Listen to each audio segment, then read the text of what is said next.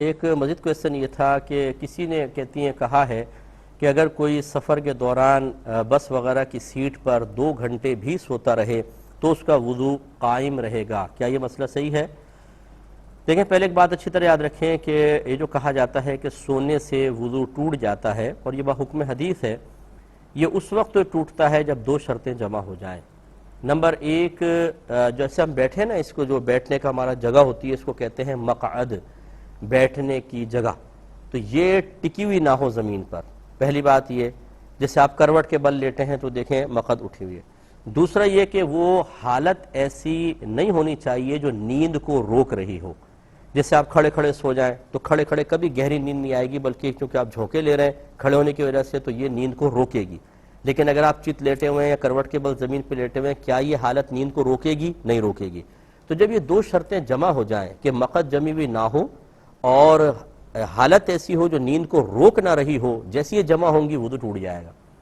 اب جو بس کے اندر بیٹھا ہوا ہے، کہنے کے والے کا مقصد کیا ہے کہ وہ چونکہ سیٹ پہ بیٹھا ہوا ہے، مقعد جمی ہوئی ہے، اب چاہے وہ کتنی گہری نیند سو گیا، اس کا وضو نہیں ٹوٹنا چاہیے، کیونکہ شرط ایک نہیں پائی گئی، دونوں شرطوں کا اجتماع لازم ہے۔ لیکن یاد رکھیں، فقہا نے یہاں پہ ایک مسئلہ مزید یہ بیان فرمایا کہ اگر کوئی مقعد جمی بھی ہے اور اتنی گہری نیند سو جائے کہ اس کو کئی مرتبہ آوازیں دی جائیں اور اس کو بالکل کوئی ہوش نہیں آ رہا، تو اس صورت میں بھی وضو ٹوٹنے کا حکم دیا جائے گا، کیونکہ مقعد کے جمنے سے زیادہ یہ ہے کہ وہ خروج ہوا کی راہ میں ایک رکاوٹ ہو سکتی تھی، لیکن جب آدمی بہت زیادہ غافل ہو جاتا ہے تو پھر بسا اوقات اسے اپنے چونکہ ہوش نہیں رہتا، اور پھر بس وغیرہ کے جھٹکے کے اندر آدمی یوں دائیں بائیں ہوتا رہتا ہے، تو لہٰذا حکم شرع یہی دیا جائے گا کہ اس کا وضو ٹوٹ گیا ہے، اسے دوبارہ وضو کرنا چاہیے۔ یہ کہتی ہیں کہ بعض اوقات کچھ نعتیں ایسی پڑھی جاتی ہیں جن میں نبی کریم صلی اللہ علیہ وسلم کے روضہ اطہر کی جالیوں کو چومنے کی ترغیب ہوتی ہے، تو کیا یہ اس طرح کی نعتیں پڑھنا صحیح ہے؟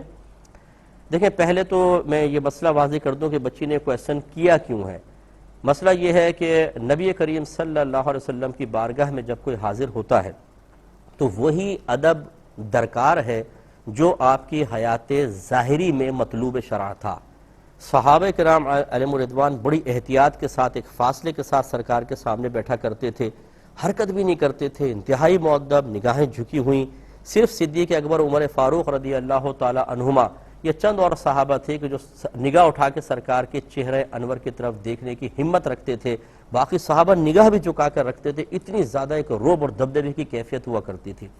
تو ہمارے علماء نے، جو محتاط علماء ہیں، جو عاشق رسول علماء ہیں، جو سرکار کے آداب سے بہترین واقف ہیں، انہوں نے حکم شرع یہی بیان فرمایا کہ جب سرکار کے روضہ اطہر پر حاضری کا شرف حاصل ہو تو سنہری جالیوں سے 4-5 گز کے فاصلے پر کھڑے ہوں، انتہائی ادب سے سلام عرض کریں، اللہ کی بارگاہ میں دعا کریں، کچھ قرآن پڑھنا قرآن پڑھیں، اور پھر رخصت ہو جائیں۔ جیسے اعلیٰ حضرت امام اہل سنت نے سنہری جالیوں کو ہاتھ لگانے کو بھی بے ادبی قرار دیا ہے۔ فتاوی رضوی اٹھا کے پڑھ دیں، میں اپنے پاس سے بیان نہیں کر رہا ہوں۔ تو لہٰذا اب اس کی روشنی میں اب وہ بچی کا کویسچن آپ کو سمجھ میں آیا ہوگا، سب کو سمجھ میں آیا ہوگا کہ اگر کوئی سنہری جالیوں کو چومنے اور ان کو چھونے کی ترغیب دے رہا ہے تو وہ تو گویا کہ جو محققین اور عاشق رسول علماء نے ایک مسئلہ لکھا ہے اس کے خلاف بظاہر ترغیب دے رہا ہے، تو کیا حکم شرع ہوگا؟ تو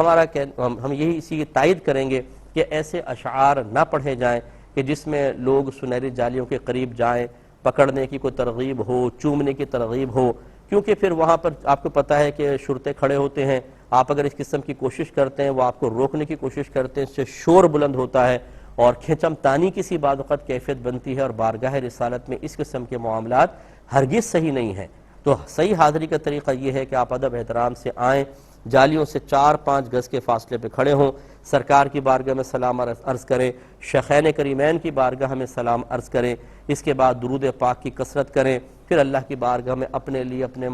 عزیز و اقارب کے لیے، دوست احباب کے لیے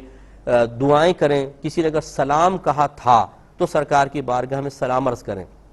ضمناً یہ بھی کہہ دیتا ہوں کہ کسی نے سلام نہیں کہا لیکن وہ فون کر کے بتاتے ہیں تم نے تو نہیں کہا تھا لیکن میں نے تمہارا سلام پہنچا دیا سرکار کی بارگاہ میں،